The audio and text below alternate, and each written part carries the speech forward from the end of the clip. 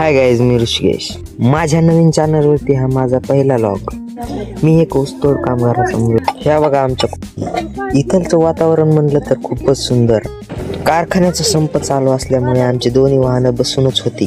कारखान्याचा संप संपवण्याचा मार्ग दिसत नव्हता, म्हणून आम्ही ठरवलं की कुठेतरी फिरायला जायचं. तिथून आम्ही निघालो थेट दिंडोरीला. व्हिडिओमध्ये मी तुम्हाला खूप काय दाखवणार आहे, तोपर्यंत तुम्ही लाईक करा. दिंडोरीला जाण्यासाठी आम्ही बसलो ऑटोमध्ये. हा ऑटो तर खूपच गटगट करायला लागला ना राव.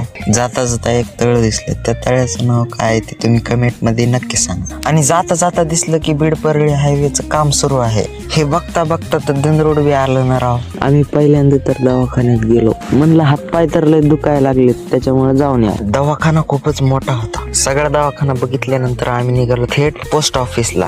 जाताना व्हिडिओ काढायची खूपच लाज वाटत होती, पण मनालाच वचन दिलं की आज ब्लॉग बनविणारच. आम्ही पोहोचलो पोस्ट ऑफिस मध्ये. तिथे काही एवढी गर्दी नव्हती. आईच्या लाडक्या बहिणीचे पैसे उचलून आम्ही जाणार होतो श्री खंडेरायाच्या दर्शनाला. तिथून आम्ही निघालो डायरेक्ट देवदहीपळ म्हणजेच खंडेरायाच्या दर्शनाला. तिथून हे ऑटोतच बसून आम्ही आलो. ऑटोतून उतरल्यानंतर आम्ही बघितलं की काय चांगलीच जत्रा भरलेली आणि दर्शनासाठी खोबरं भंडारा वगैरे वगैरे घेतले आणि आम्ही निघालो ते थेट दर्शनाला. दर्शन घेऊन झाल्यानंतर आम्ही येळकोट जय मल्हारच्या घोषामध्ये खोबरं भंडारा उधळला. माझी आवड म्हणजे जी जेठालालची आवड तीच माझी आवड, जिलेबी फाफडा. मी घेतला जिलेबी फाफडा आणि आमच्या घरच्यांनी केली शॉपिंग. सगळं काय करून झाल्यानंतर आम्ही जाणार होतो परत आपल्या गावाला.